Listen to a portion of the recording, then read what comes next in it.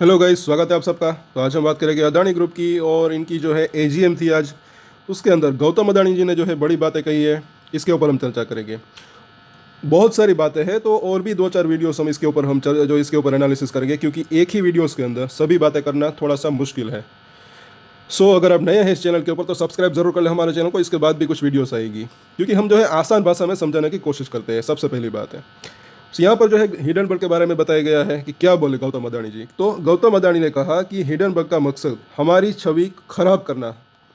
क्या है इस रिपोर्ट के अंदर वो हम देख लेते हैं, कि समझने लायक बात है वो भी। और आई थिंक ये सही भी है कहीं ना कहीं, कि इस रिपोर्ट में क्या है पहले तो ये देख लेते हैं कि अदानी ग्रुप के चेयरमैन गौतम अदानी ने 32वीं एनुअल जनरल मीटिंग में हिडनबर्ग मामले का विस्तार से जिक्र किया और कहा कि इसकी 100 पेज लंबी रिपोर्ट में बेबुनियाद आरोप लगाए गए। अदानी ने कहा कि ये दो तरफा हमला था। इसमें एक तरफ हमारी वित्तीय हालत को लेकर आलोचना भी की गई थी, और जबकि गलत सूचनाओं के आधार पर हमारे खिलाफ कैंपेन चलाया गया। अब ये बात भी जो है समझने लायक है। ये मामला सोची समझी रणनीति के तहत हमारे फॉलो ऑन पब्लिक ऑफर बंद होने, यानी कि वो जो एफपीओ आया था ना, वो जो है हालांकि उसने अदानी जी ने जो इसको कैंसिल कर दिया था। सो ये follow on public offer FPO को बंद होने से 2 दिन पहले किया गया था। हाँ, ऐसा क्यों हुआ, ये भी एक जो है समझने लायक बात है। पहले क्यों नहीं आई, बाद में क्यों नहीं आई, जैसे ही वो एफपीओ आया तभी ये रिपोर्ट आई थी। हिडनबर्ग मामला क्या, तो वो इस पॉइंट को देख लेते हैं कि हिडनबर्ग ने अपनी रिपोर्ट में अदानी ग्रुप पर स्टॉक में गड़बड़ी और टैक्स हेवन का गलत इस्तेमाल करने का आरोप लगाया था। बाद में सुप्रीम कोर्ट ने इस रिपोर्ट की जांच के लिए कमेटी भी बनाई थी, और कमेटी को अदानी ग्रुप द्वारा स्टॉक में की गई गड़बड़ी को लेकर कोई सबूत नहीं मिला था। हालांकि कमेटी ने निवेशकों की सुरक्षा के लिए रेगुलेटरी ढांचे में सुधार करने का सुझाव भी दिया था। अदानी ने कहा कि मीडिया के एक खास तबक्के ने हमें बदनाम करने के लिए इसे तूल दिया, ताकि हमें ज़्यादा से ज़्यादा नुकसान पहुंच सके और मेहनत से हासिल की गई हमारी मार्केट वैल्यू कम हो। काफ़ी बड़ा झटका था। उसके बाद जो है अच्छा खासा अदानी ग्रुप जो है अभी उभर के आया है। और साथ साथ एक चीज़ मैं और बताऊं कि कुछ शेयर्स के भाव नहीं बढ़े तो वो भी आगे बढ़ सकते हैं, जैसे कि Adani total gas, Adani energy solutions, Adani Wilmar, ऐसे कई शेयर है। कुछ के भाव तो जो है अच्छे खासे बढ़े, कुछ के भाव नहीं बढ़े। तो वो अपने अपने अलग अलग जो बिजनेस लेवल होते हैं उसके चलते ऐसा होता है, ऐसा मुझे लग रहा है। क्योंकि जिन कंपनियों के प्राइस बढ़े हैं उनके प्रॉफिट और रेवेन्यू के अंदर ग्रोथ भी अच्छी खासी आई है।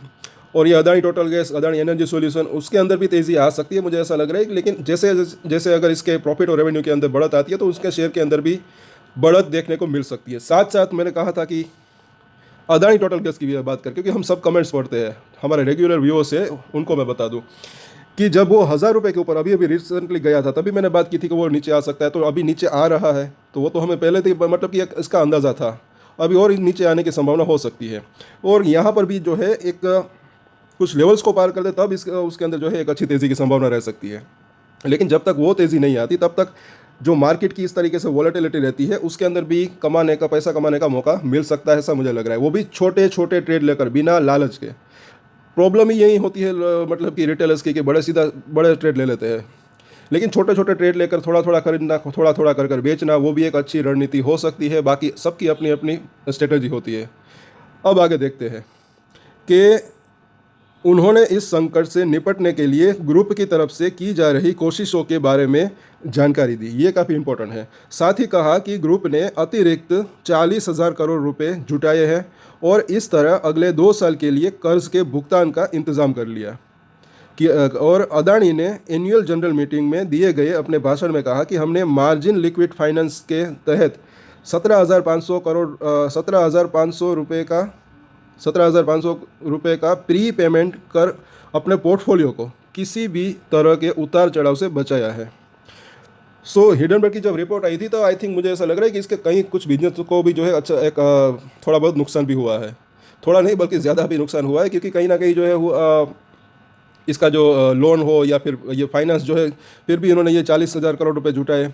ये पैसा जो है पहले ही जल्दी भी आ सकता था, लेकिन इनको काफ़ी मेहनत करनी पड़ी हिडनबर्ग की रिपोर्ट आने के बाद। क्योंकि कुछ जो बड़े निवेशक होते हैं उसके बाद जो है हो सकता है कि वो मतलब कि पैसा जो फंडिंग होती है या फिर इनमें इसके अंदर निवेश करते हैं वो थोड़ा सा स्टॉप भी हो सकता है इन्वेस्टमेंट। तो लेकिन उसके बाद जो है काफ़ी अभी स्थिति जो है बरतर हो गई है। तो जो हिडनबर्ग रिपोर्ट थी वो काफ़ी इसने मतलब कि इसके बिजनेस को भी जो है नुकसान हुआ होगा, क्योंकि लोन की बात करें, पैसे की बात करें, तो किसी भी बिजनेस की अगर बात करें तो उसका जो पैसा होता है, लोन लेते हैं तो वो काफ़ी जो है एक फ़ायदेमंद हो सकता है बिज़नेस को बढ़ाने के लिए, अपनी कैपेसिटी को बढ़ाने के लिए। और अगर वो पैसा देर से मिलता है तो थोड़ा सा बिज़नेस के अंदर भी जो है नुकसान हो सकता है, जैसे कि इसके अंदर भी हुआ अभी। और इसका जो एफपीओ की अगर बात करें तो वो तो इन्होंने कैंसिल ही उनको करना पड़ा। बाकी अगर देखें तो जहाँ तक मुझे याद है पिछले साल या फिर उससे पहले जो है ये जो हिडनबर्ग की रिपोर्ट आई थी उससे पहले कुछ बातें भी चल रही थी, इनके कुछ आईपीओज भी जो है आ सकते थे, लेकिन अभी वो जो है वो उसकी भी बातें नहीं हो रही है। तो आने वाले समय में शायद आ सकता है, क्योंकि अब स्थिति जो है काफ़ी सुधर रही है। चलिए आखिर में देख लेते हैं कि डोमेस्टिक ग्रोथ को लेकर bullish. Adani group domestic growth को लेकर काफ़ी बुलिश है और इंफ्रास्ट्रक्चर पर सरकार के जोर की वजह से उसे ग्रोथ के ज़्यादा अवसर उपलब्ध रहने की संभावना है। अदानी का कहना था कि भारत सरकार का इंफ्रास्ट्रक्चर डेवलपमेंट पर फोकस जारी है और इस वित्त वर्ष के लिए इस मद में फंडिंग 16% बढ़कर 11 लाख करोड़ रुपए से भी ज़्यादा हो गई है। पिछले 5 साल में सरकारी खर्च में 3 गुना की बढ़ोतरी हुई है। और ये इंफ्रास्ट्रक्चर, जैसे कि मैंने बार बार बोला है, काफ़ी एक जो है शेयर मार्केट के अंदर स्टॉक के बारे में तो अगर बात करें तो अच्छा ही रह सकता है। बाकी ये जो गवर्नमेंट का फोकस है इंफ्रास्ट्रक्चर के ऊपर, तो इससे जो है रोज़गार भी काफ़ी बढ़ सकता है, क्योंकि एक इंफ्रास्ट्रक्चर की अगर बात करें तो उसके अंदर काफ़ी सारी जो है और भी चीज़ें यूज़ होती है, सीमेंट, लोहा या फिर सबकी अगर बात करें तो उनकी भी डिमांड बढ़ सकती है। तो ये चीज़ भी काफ़ी यहाँ पर बेहतर दिख रही है। आज के वीडियो में इतना ही। और अगर आपको अच्छा लगा तो लाइक, शेयर एंड सब्सक्राइब करें। और मुझे ऐसा लग रहा है कि अदानी ग्रुप की बात करें या फिर स्टॉक मार्केट की बात करें तो आने वाला समय अच्छा रह सकता है कहीं ना कहीं। हाँ, शॉर्ट टर्म के अंदर अगर देखें तो वॉलेटिलिटी रह सकती है, तो जो है स्टॉक मार्केट का स्वभाव ही है कि शॉर्ट टर्म में इस तरीके से वॉलेटिलिटी रह सकती है, लेकिन लॉन्गर टर्म की बात करें तो एक तेज़ी आने की संभावना रह सकती है। तो आगे भी हम चर्चा करेंगे। तब तक के लिए अगर आपको ये जानकारी अच्छी लगे तो लाइक, शेयर एंड सब्सक्राइब करें हमारे चैनल को। और एक स्टैंडर्ड डिस्क्लेमर जो कि मैं हमेशा देता हूँ, आप कोई भी ट्रेड ले उससे पहले अपनी रिसर्च करें, अपने फाइनेंशियल एडवाइजर की सलाह ले, उसके बाद ही कोई डिसीजन ले। और डिसीजन ले तो उसकी जिम्मेदारी मैच्योरिटी के साथ खुद ही ले। ये वीडियो मैंने एजुकेशन पर्पस के लिए बनाई, मेरी तरफ से कोई भी बाय या सेल की रिकमेंडेशन नहीं है। Thank you.